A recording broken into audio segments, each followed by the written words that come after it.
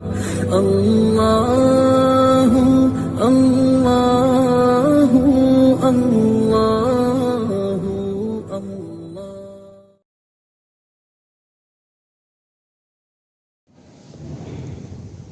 الله.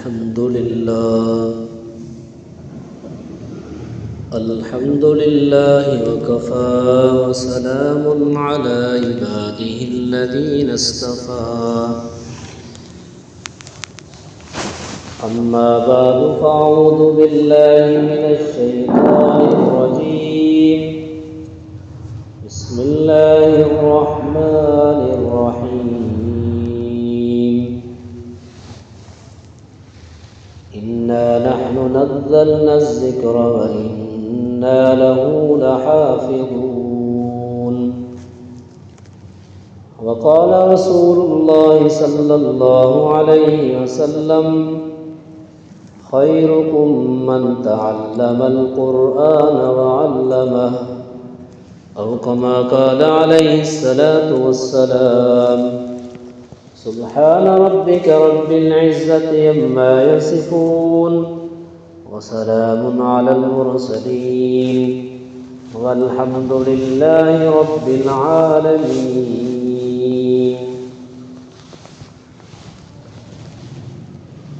تمام ساتھی دل کی محبت سے محبوب صلی اللہ علیہ وسلم کی ذات اقدس پر درود شریف پڑھیں. اللهم صل على محمد وعلى آل محمد كما صليت على إبراهيم وعلى آل إبراهيم إنك حميد مجيد. اللهم بارك على محمد وعلى آل محمد كما باركت على إبراهيم وعلى آل إبراهيم إنك حميد مجيد. دنیا کی کتابوں میں قرآن چمکتا ہے، جس میں اللہ کا فرمان چمکتا ہے. عادت بنا لے جو تلاوت قرآن کی، اللہ کی نظر میں وہ انسان چمکتا ہے. معزز سامعین، مجھے اور آپ کو جو اللہ تبارک و تعالی نے قرآن پاک کی صورت میں جو نعمت دی ہے، اس نعمت کا جس قدر ہم شکر ادا کریں وہ کم ہے. یہ قرآن پاک اندھیروں سے نکال کر روشنی کی طرف لانے والی کتاب ہے. جو سیدھے راستے سے بھٹکے ہوئے لوگ ہیں ان کو سیدھے راستے کی طرف لانے والی کتاب ہے. جو لوگ ذلت میں پڑے ہوئے ہیں ان کو عزت دلانے والی کتاب ہے. یہ کتاب دستور حیات ہے، منشور حیات ہے، ضابطۂ حیات ہے، بلکہ پوری انسانیت کے لیے یہ قرآن مجید آب حیات ہے. یہ دنیا کا واحد کتاب ہے جس کا دیکھنا بھی عبادت، جس کا پڑھنا بھی عبادت، جس کا سننا بھی عبادت، جس کا سنانا بھی عبادت، جس پر عمل کرنا بھی عبادت، جس کو دیکھنا بھی عبادت.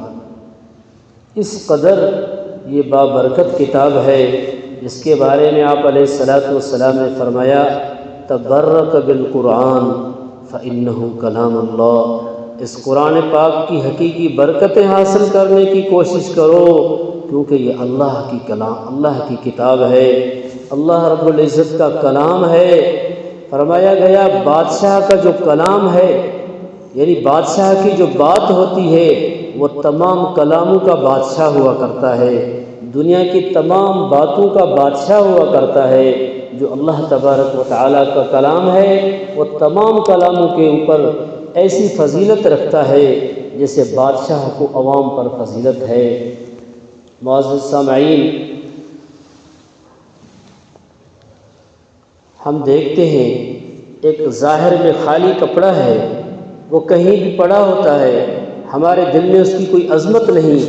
اگر کوئی کپڑا قرآن پاک کے ساتھ مل جائے تو ہم اس کپڑے کو چومتے ہیں اس کو آنکھوں سے لگاتے ہیں، اسی طرح ایک صاف پیج جس کی ہمارے پاس کوئی اہمیت نہیں، اگر قرآن پاک کے لفظ اس کے اوپر لکھے جائیں تو ہم اس پیج کو، اس کاغذ کے ٹکڑے کو ہم چومتے ہیں جس کی نسبت قرآن پاک سے مل گئی۔ اسی طریقے سے ہم دیکھتے ہیں ایک خالی گتا ہے جس کی کوئی حیثیت نہیں ہوتی، وہ زمین پر گٹروں پر گرا پڑا رہتا ہے، جب وہی کاٹن، وہی گتا جب قرآن پاک کے ساتھ سی کر یکجا کیا جاتا ہے تو ہم اس کو چومتے ہیں۔ فقہا کا فتویٰ ہے، علماء کا فتویٰ ہے، جیسے بندہ پورے قرآن کو بغیر وضو کے ہاتھ نہیں لگا سکتا، اسی طرح اس گتے کو بھی بغیر وضو کے ہاتھ نہیں لگا سکتا۔ تو اللہ تعالیٰ نے فرمایا اِنَّا نَحْنُ نَزَّلْنَا الذِّكْرَ وَإِنَّا لَهُ لَحَافِظُونَ، یہ قرآن ہم نے نازل کیا اور ہم ہی اس کی حفاظت کرنے والے ہیں۔ اللہ تعالیٰ چھوٹے چھوٹے بچوں سے حفاظت کرواتے ہیں، معصوم بچے 5-7 سال کے 30 پارے اس کے سینے میں ہوتے ہیں۔ ہارون رشید وقت کا بادشاہ ہے، اس کے پاس ایک شخص آیا اپنے چھوٹے بچے کے ساتھ جو قرآن پاک کا حافظ تھا، فرماتے ہیں اس کی عمر 5 سال تھی۔ ہارون رشید کو حیرت ہوئی کہ یہ 5 سال کا بچہ قرآن پاک کا حافظ ہے، تو اس کے والد نے کہا کہ بادشاہ کو قرآن سناؤ، وہ چاہتا ہے کہ میں آپ کے بچے کا قرآن سنوں۔ تو اتنا چھوٹا بچہ تھا، اپنے باپ کو کہنے لگا ایک شرط پر قرآن سناؤں گا، مجھے کھانے کے لیے گڑ لے کے دو گے؟ آج کے زمانے میں جو ٹافی ہوتی ہے، چیگم جو بچے استعمال کرتے ہیں، اس زمانے کی ٹافی گڑ استعمال ہوتی تھی، تو وہ بچہ کہنے لگا مجھے گڑ لے کے دو گے، اگر یہ میری شرط مانو گے تو پھر میں قرآن سناؤں گا۔ معزز سامعین، پھر جو قرآن پاک کی حفاظت کا ذریعہ بنتا ہے، پھر اللہ تعالیٰ خود اس کی بھی حفاظت فرماتے ہیں۔ جو حافظ قرآن ہوتا ہے، قرآن کی حفاظت کا ذریعہ بنتا ہے، تو اللہ بھی اس کی حفاظت فرماتے ہیں۔ فرمایا حضرت مولانا قاری فتح محمد پانی پتی رحمۃ اللہ علیہ، جو مسجد نبی کے قریب پہلے مدفن تھے، بعد میں جنت البقیع کی طرف منتقل کیے گئے۔ کچھ عرصے کے بعد جب مسجد نبی کو بنانے کی ضرورت پڑی تو وہ قبروں کو ختم کرنے کا ارادہ کیا، ان سے جو بھی صحیح سلامت لاشیں تھیں ان کو نکال کر اور جگہ منتقل کیا، تو اس میں قاری فتح محمد پانی پتی بھی صحیح سالم تھے، اس کو الگ جگہ میں منتقل کیا گیا۔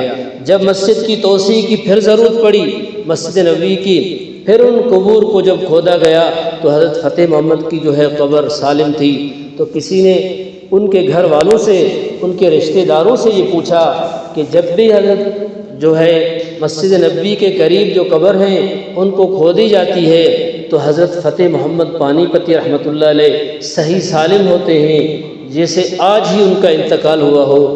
جب معلوم ہوا، اس کے گھر والوں نے بتایا، حضرت فتح محمد قرآن پاک کی تو اہمیت اور قدر کرتے ہی تھے، لیکن جو بندہ حافظ قرآن ہوتا اس کی بھی اس قدر اہمیت دیتے، اس کو اس قدر اس کی جو ہے عزت کرتے کہ کبھی حافظ قرآن کے سامنے بھی پاؤں نہیں دیا کرتے۔ جیسے ہم قرآن پاک کے سامنے پاؤں نہیں کرتے، تو حضرت قاری فتح محمد کبھی جو ہے حافظ قرآن کی طرف بھی پاؤں نہیں کیا کرتے تھے، اس قدر اہمیت دیتے تھے حافظ قرآن کو۔ تو آج ہم نے قرآن والوں کو کوئی اہمیت نہیں دی۔ دوستو، ہمیں چاہیے کہ ہم قرآن سے اور قرآن والوں سے جڑنے کی کوشش کریں۔ یہ شیطان کا بہت بڑا دھوکہ ہے کہ فلاں بندہ خراب ہے، فلاں بندہ غلط ہے۔ فرماتے ہیں بزرگ، جو بندہ کالا چشمہ لگا لے نا، پھر اس کو ہر چیز کالی نظر آتی ہے۔ تو شیطان نے ہمارے ذہن میں یہ بدگمانی کا چشمہ ہمیں ڈال دیا، ہم ہر وقت اللہ والوں کے بارے میں، نیک بندوں کے بارے میں بدگمان رہتے ہیں۔ اس سے اللہ تعالی ہماری حفاظت فرمائے۔ قرآن پاک کی اس قدر فضیلت ہے۔ حضرت عاصم رحمۃ اللہ علیہ بہت بڑے اللہ والے تھے، سارا دن قرآن مجید کی تلاوت کیا کرتے تھے۔ ایک مرتبہ رات کا وقت جب آرام کے لیے سوئے تو آپ علیہ السلام کی زیارت ہوئی تو حضرت عاصم کو اللہ کے رسول نے فرمایا، اے عاصم،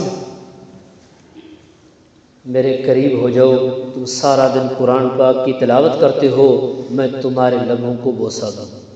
آپ علیہ السلام نے حضرت عاصم کے لبوں کو جب چوما، جب یہ بیدار ہوئے تو ایسی مشک کی خوشبو ان کے لبوں سے آیا کرتی تھی۔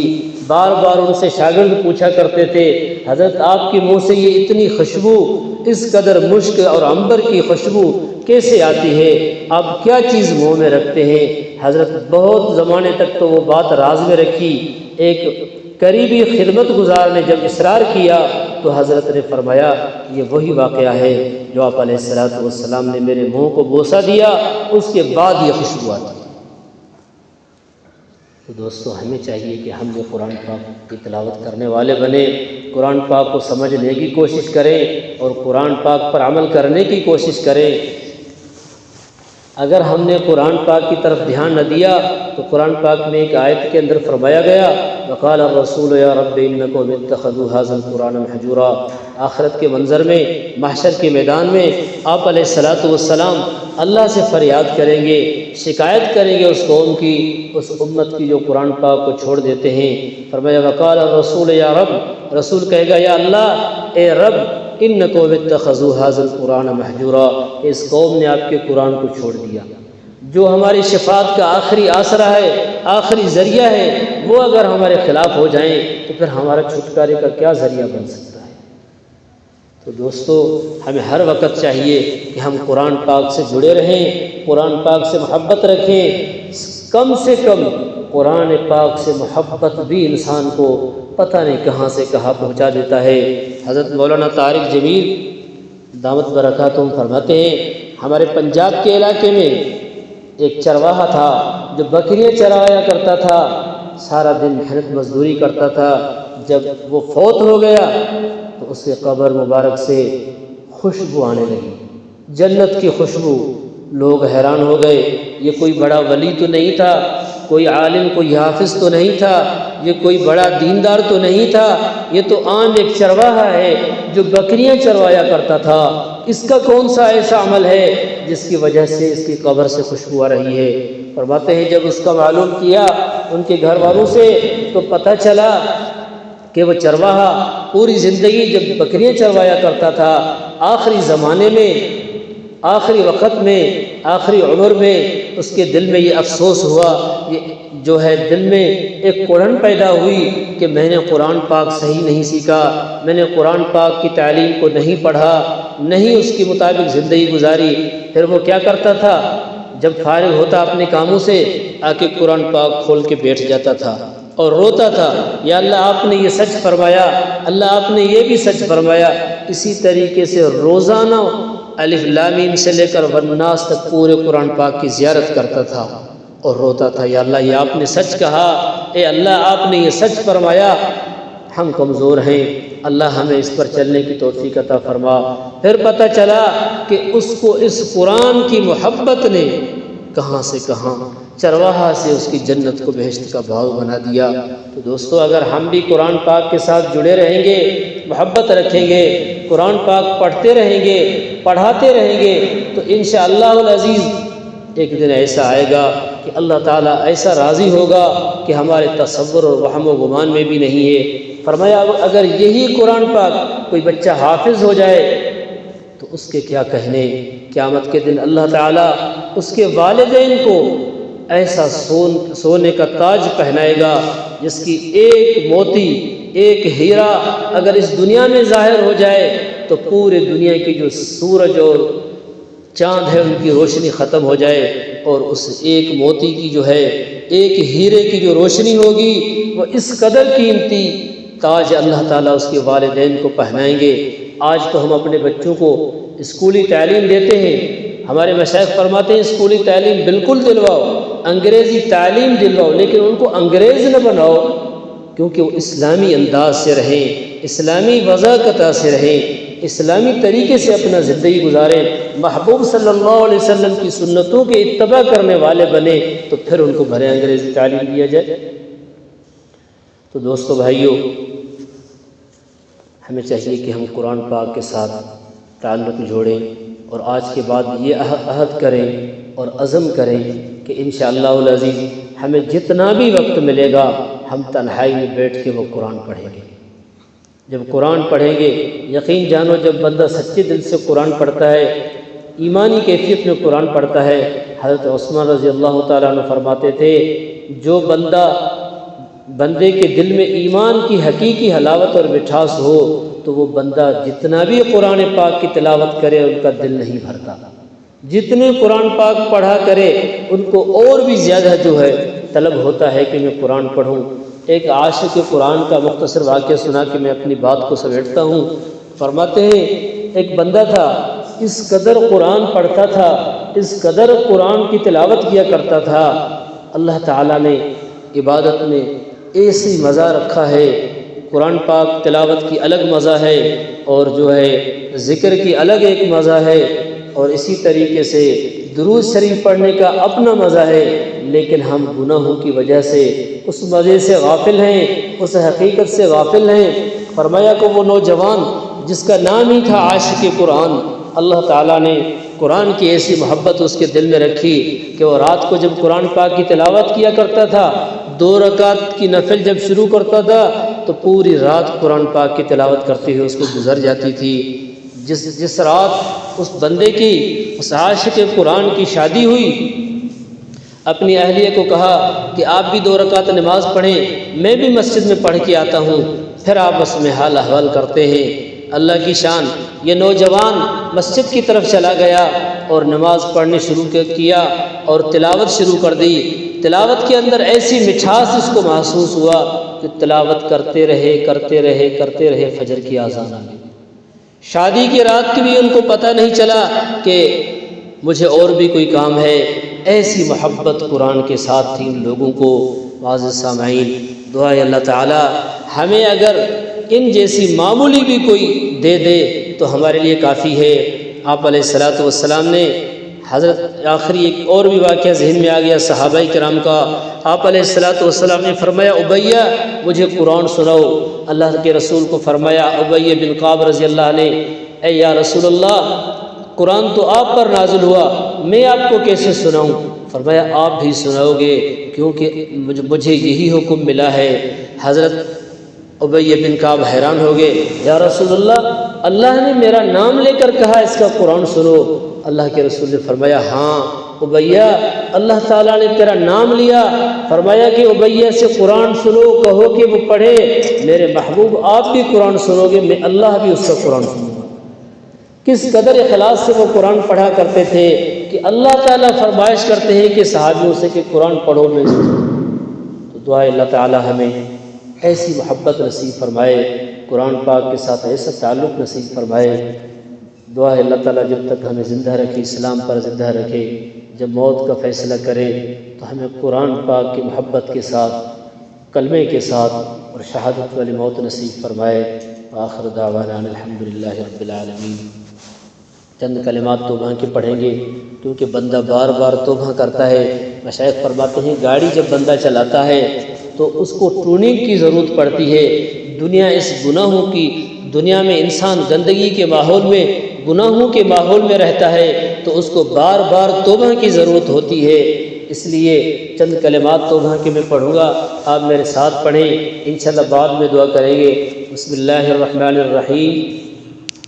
لا الہ الا اللہ محمد الرسول اللہ آمنت باللہ وملائکتہ وکتبہ ورسلہ والیوم الآخر والقدر خیرہ وشرہ من اللہ تعالی والبعث بعد الموت آمنت باللہ کما ہوا باسمائہ وصفاتہ وقبلت جمیع احکامہ اقرار باللسان وتصدیق بالقلب اشہد ان لا الہ الا اللہ وحدہ لا شریک لہ واشہد ان محمدا عبدہ ورسولہ استغفر اللہ ربی من کل ذنب واتوب الیہ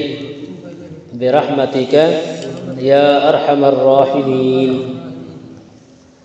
اب ہم ان کلمات کے پڑھنے سے توبہ طائب ہو چکے ہیں۔ چند معمولات ہیں، اگر ان کو باقاعدگی کے ساتھ کریں گے تو اللہ تعالیٰ دل کو منور فرمائیں گے، دنیا کی محبت، دنیا کی گندگیاں دل سے نکل جائیں گی، اللہ تعالیٰ کی محبت نصیب ہو جائے گی، پھر نیکی کے کام کرنے کے لیے آسانی ہو جائے گی اور گناہوں سے بچنا آسان ہو جائے گا۔ سب سے پہلے مشائخ فرماتے ہیں استغفار ہے، استغفر اللہ ربی من کل ذنب واتوب الیہ، صبح و شام ایک تسبیح۔ دوسرے نمبر پہ ہے درود شریف، سلسلے کا درود ہے اللہم صلی علی سیدنا محمد وعلی آل سیدنا محمد وبارک وسلم۔ اگر کسی بندے کو یہ یاد نہ رہے تو صلی اللہ علیہ وسلم بھی درود شریف ہے، صبح و شام ایک تسبیح۔ اور تیسرے نمبر پہ ہے قرآن پاک کی تلاوت۔ آج تو ہم قرآن پاک کی تلاوت اس انداز سے نہیں کرتے، باقاعدگی سے نہیں کرتے۔ ایک شخص جب آخری وقت ہوا، کسی نے پوچھا کہ آپ ہمیشہ قرآن پاک کی تلاوت کیا کرتے تھے؟ فرمایا میرے شیخ نے مجھے بتایا روزانہ ایک پارہ تلاوت کرنا۔ آج میں بستر پر، موت کے بستر پر پڑا ہوا ہوں، 45 سال ہو گئے، کبھی ایک دن بھی ناغہ نہیں ہوا۔ تو ہمیں بھی اللہ تعالیٰ ایسی محبت نصیب فرمائے کہ ہم قرآن پاک کی تلاوت کرنے والے بن جائیں۔ اور چوتھے نمبر پہ ہے وقوف قلبی، چلتے پھرتے، اٹھتے بیٹھتے، ہر وقت، ہر گھڑی، ہر دھیان اللہ کی طرف ہو ہماری دھیان، کہ میرا دل اللہ اللہ اللہ کر رہا ہے۔ کیونکہ شیطان ہر وقت دماغ میں کوئی نہ کوئی وسوسہ، کوئی نہ کوئی سوچ ڈالتا رہتا ہے، بجائے فضول باتوں کے کہ ہم اپنے اللہ کو یاد کرنے والے بن جائیں، اللہ تبارک و تعالیٰ کے ذکر کرنے والے بن جائیں۔ حدیث پاک میں آیا کہ قیامت کے دن ذاکرین ہنستے ہوئے جنت میں داخل ہو جائیں گے۔ اور پانچویں نمبر پہ ہے ذکر قلبی، مراقبہ، تنہائی میں بیٹھ کر، جیسے ہم دوستوں کو جو ہے ٹائم دیتے ہیں، گھر والوں کو ٹائم دیتے ہیں، اسی طرح ہم اللہ تعالیٰ کے لیے بھی ٹائم رکھیں، تنہائی میں بیٹھ کر، آنکھوں کو بند کر کے یہ تصور کریں اللہ رب العزت کی طرف سے رحمت آ رہی ہے، میرے دل میں سما رہی ہے، میرے دل کی ظلمت و سیاہی دور ہو رہی ہے، میرا دل کہہ رہا ہے اللہ اللہ اللہ۔ 1-2 منٹ کا مراقبہ کریں، انشاءاللہ پھر دعا کرتے ہیں۔